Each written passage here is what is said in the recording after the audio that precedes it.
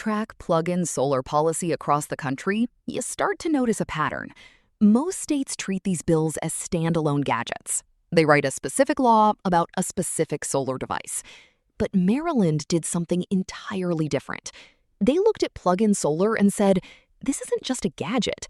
This is an equity tool. This is a way to lower utility bills. Exactly. Maryland didn't pass a standalone plug-in solar bill. They took the entire concept and embedded it inside a massive Omnibus energy affordability package called the Utility Relief Act. It was a brilliant piece of political strategy. They paired consumer access with climate justice, and they pushed it through as part of a much larger conversation about the cost of electricity. But that strategy also came with compromises. Maryland created a pathway for plug-in solar, but they also built the most demanding notification and safety certification framework of any enacted state so far. Today, we're going behind the bill in Maryland. We're looking at HB 1532, Chapter 353, which made Maryland the 5th state in the country to legalize plug-in solar. We're going to hear from the people who made it happen. Delegate Lorig Charkoudian, who sponsored the bill and saw the perfect marriage of clean energy and equity. And Brittany Baker, the Maryland director for the CCAN Action Fund, who helped build the grassroots power to get it across the finish line.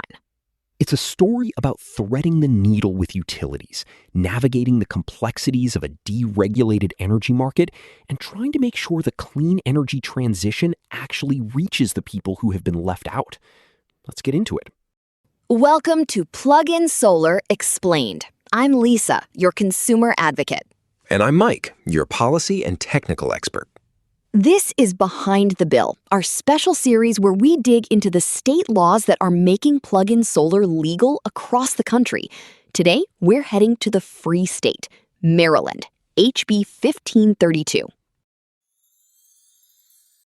To understand what happened in Maryland, you have to understand the legislative vehicle they used. They didn't just introduce a plug-in solar bill and hope for the best. Right. Delegate Lorig Charkoudian had been working on two major priorities for years: expanding clean energy and making sure that transition actually reaches people who have historically been left out. When she saw the concept of plug-in solar, she realized it was the perfect marriage of those two goals. But instead of moving it on its own, the plug-in solar language was placed inside HB 1532, the Utility Relief Act. Relief stands for Reducing Energy Load Inflation for Everyday Families.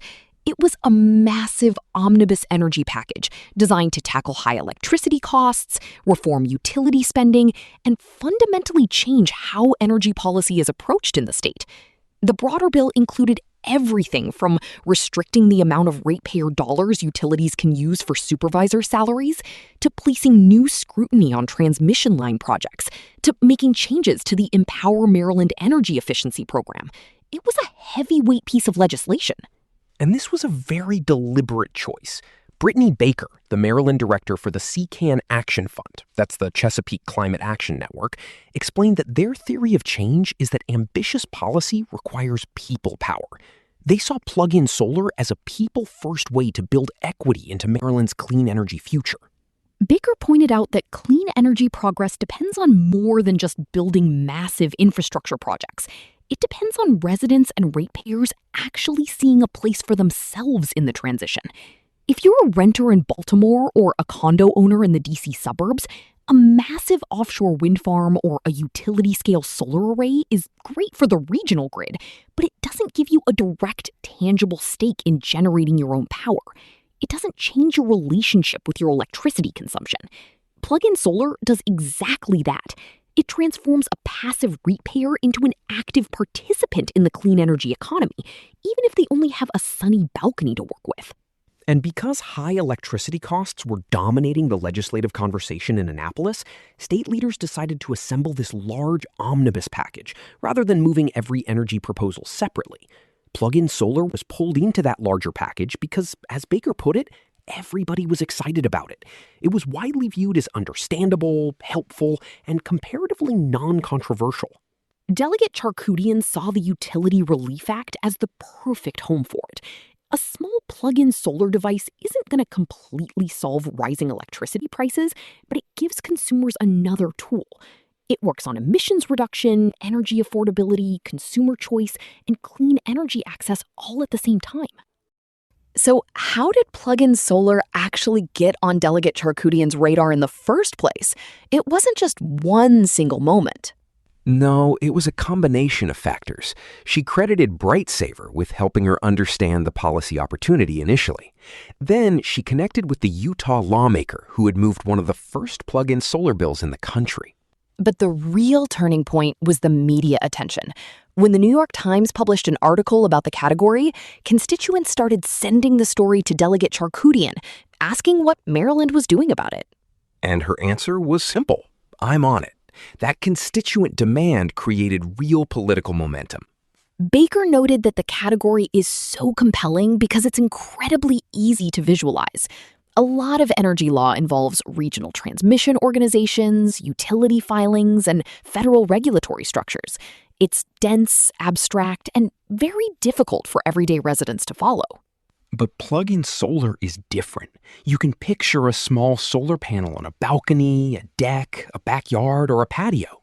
As Charkoudian put it, the idea captures people's imagination. People instinctively ask, why shouldn't someone be able to put a small solar panel on a balcony or in a backyard? And that accessibility is what gives more people a direct stake in clean energy.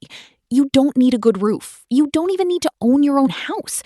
You just need an interest in producing some electricity and gaining a measure of energy independence. Let's get into the mechanics of what Maryland's law actually does, because they wrote some very specific definitions. The enacted language in Chapter 353 defines a portable solar energy generating system as a movable photovoltaic solar device designed to connect to a building's electrical system through a standard electrical outlet. It has to be primarily intended to offset part of a building's electricity consumption. And there are strict limits. It has to be certified by Underwriters Laboratories or an equivalent nationally recognized testing laboratory. And it is limited to supplying no more than 1,200 watts back to the building's electric system. The law also limits residential use to no more than one portable solar energy generating system per electric meter. Now, what about net metering? In some states, this is a gray area. Maryland made it very clear. Right. The law explicitly says these systems are not subject to certain Maryland net energy metering requirements. They are not eligible for renewable portfolio standard compliance, and they may not generate renewable energy credits. You are generating power for your own immediate use, to offset your bill, not to sell back to the grid for a profit. And then there is the 391-watt pathway. This is a really interesting carve-out.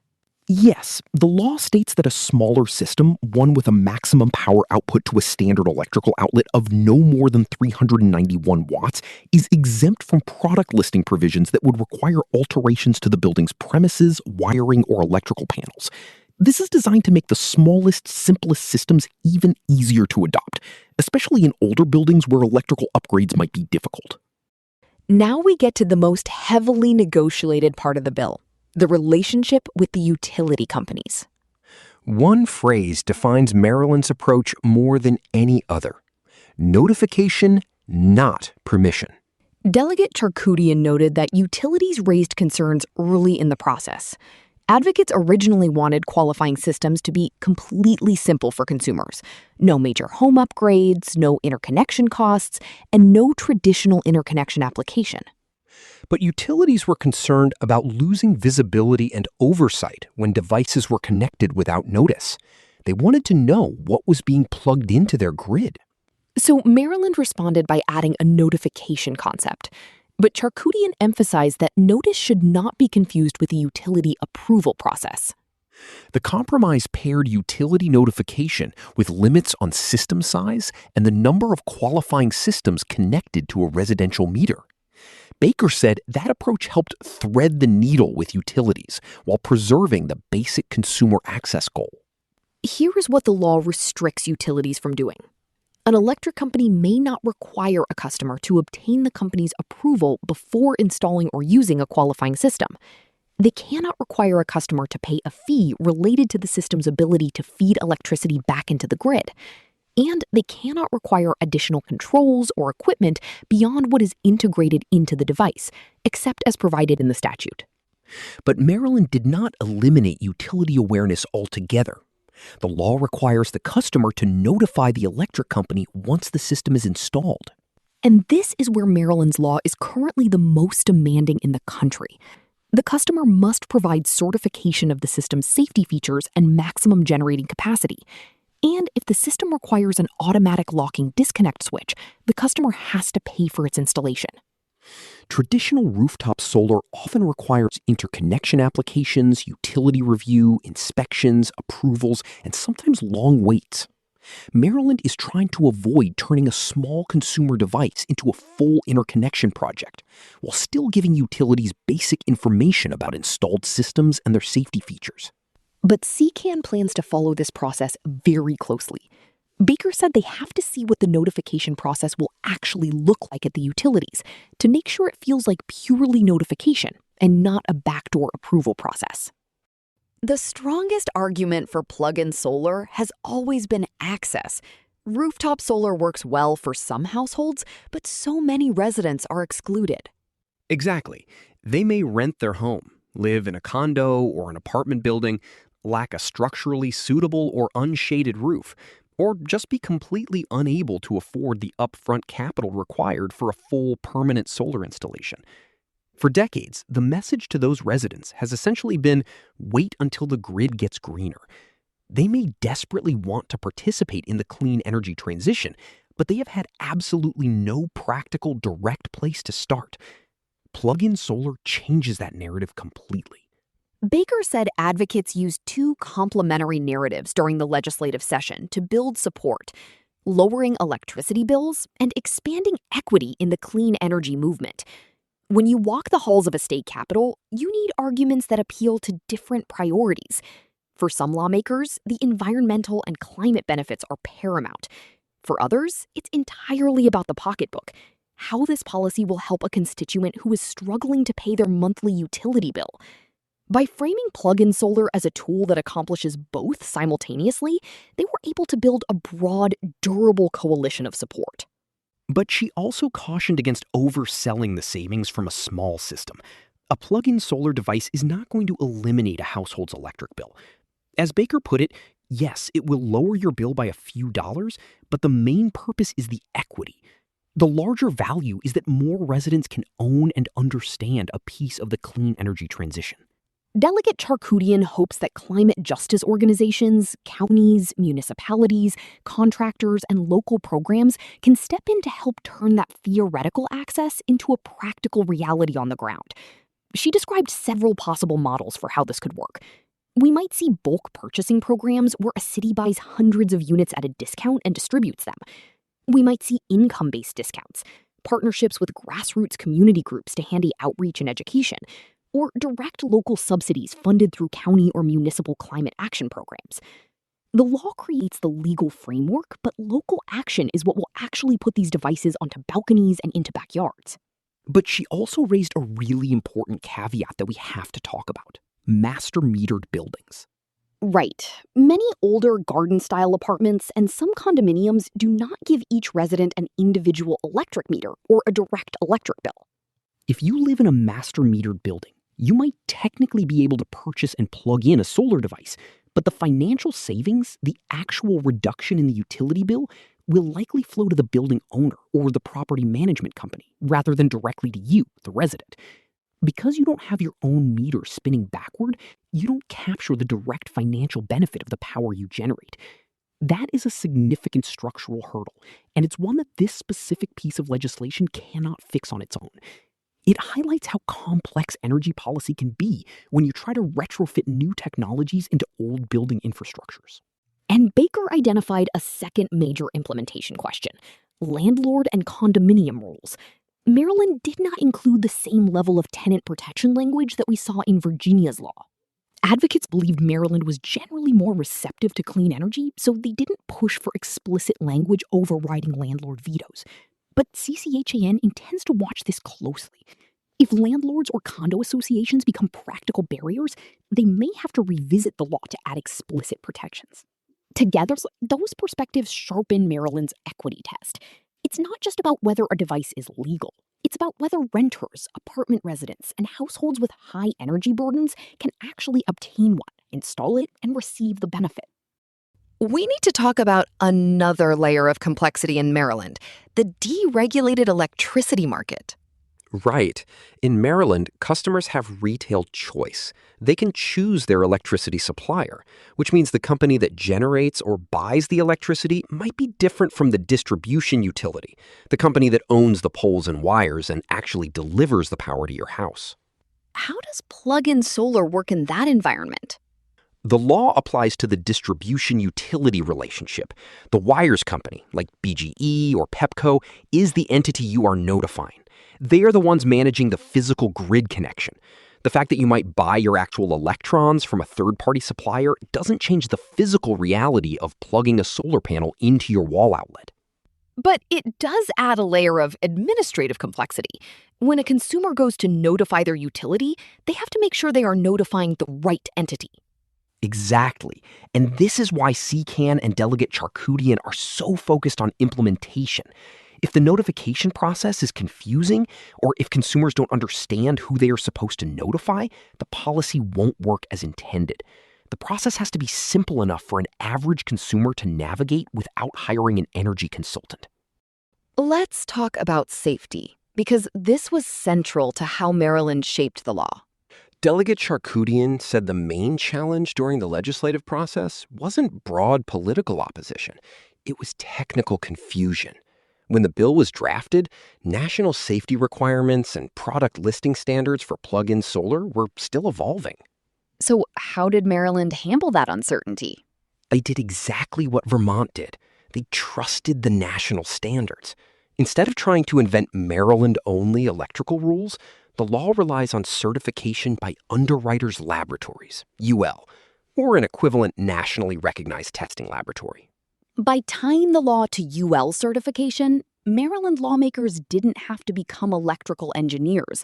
They could say to the utilities and the fire marshals, look, we are requiring these devices to meet the highest national safety standards. If UL says it's safe, we accept that it's safe. This is a crucial lesson for other states. Writing state-specific technical rules is a trap. It slows down legislation, creates confusion, and almost guarantees that the law will become outdated as technology evolves. Relying on national standards future-proofs the legislation. I want to go back to the political strategy for a moment, because it really is the defining feature of Maryland's approach. Putting plug-in solar inside the Utility Relief Act was a masterstroke. It was. Plug-in solar began as part of a broader solar reform package that Delegate Charkoudian was developing with advocates. That broader package included changes to Maryland's solar renewable energy credit system and alternative compliance payments. But those broader reforms were not added to the Utility Relief Act. They were left behind. Plug-in solar, however, was pulled into the Omnibus package. Why did plug-in solar survive when the other solar reforms didn't? Because it was understandable, helpful, and non-controversial. When you were trying to pass a massive bill aimed at reducing energy load inflation for everyday families, a provision that allows a renter to buy a small solar panel and lower their electric bill by a few dollars fits perfectly into the narrative. It's a tangible consumer benefit. It's not a complex financial mechanism like a renewable energy credit. It's a physical product that people can understand. And that broad appeal protected it during the chaotic final days of the legislative session. As we look at what Maryland accomplished, what are the key lessons for advocates and lawmakers in other states? The first lesson is about legislative vehicles. You don't always need a standalone bill. If your state is moving a large energy affordability or climate justice package, plug-in solar is a perfect fit. It provides a tangible, consumer-facing benefit that can help sell the broader package. The second lesson is about compromise. Maryland advocates wanted pure plug-and-play with zero utility involvement. The utilities wanted full visibility and control. The compromise? Notification without permission, paired with strict UL certification, allowed the bill to pass. But that compromise also leads to the third lesson. Implementation is everything. A notification requirement can easily morph into a de facto approval process if the utilities design a cumbersome, confusing form. Advocates have to stay engaged after the bill is signed to ensure the regulatory implementation matches the legislative intent. And the final lesson is about equity. Maryland explicitly framed plug-in solar as a climate justice tool. By focusing on renters, condo owners, and low-income households who are locked out of traditional rooftop solar, they built a broader coalition of support. So what happens next in Maryland? The bill was signed by Governor Wes Moore on May 12, 2026, and because it had an emergency clause, it took effect immediately. Right now, we are in the implementation phase. The utilities have to figure out how to accept these notifications without creating a bureaucratic nightmare for everyday residents. They need to set up a simple, streamlined process, ideally a basic online form, where a consumer can upload their UL certification and be done with it. On the other side, consumers have to figure out which products are actually UL certified and legal to plug in, which means retailers and manufacturers need to step up their labeling game. It's going to require a coordinated effort to make sure the market is actually ready to support the legal pathway that the state has created. And CCAN is watching closely to see how landlords and condo associations react. This is a critical piece of the puzzle. Maryland's law is currently silent on HOA and landlord restrictions. If property managers start issuing blanket bans on these devices, or if condo boards use aesthetic guidelines to block balcony solar, the equity promise of this bill will be severely undermined. If that happens, we might see advocates return to Annapolis for follow-up legislation to add the kind of explicit tenant and homeowner protections we saw in Virginia and Colorado. The right to generate your own power shouldn't end at your lease agreement. The real test will be over the next year or two. Will we see local climate groups and municipalities stepping up to help low-income residents purchase these systems? Will the notification process be simple? Will renters actually see the savings on their bills? Maryland has opened the door. Now we have to see who walks through it. Let's get to the bottom line. Mike, what are the 3 key takeaways from Maryland's HB 1532? Number 1, the Omnibus strategy. Maryland proved that plug-in solar doesn't need to be a standalone gadget bill. By embedding it inside the Utility Relief Act, they framed it as a crucial tool for energy affordability and climate justice, which helped it survive the legislative process. Number 2, notification, not permission. Maryland struck a delicate compromise with utilities. Consumers must notify the utility and provide safety certification after installation, but the utility cannot require prior approval, charge fees, or demand additional equipment. And number 3, the equity focus. The driving force behind this bill was expanding access to the clean energy transition.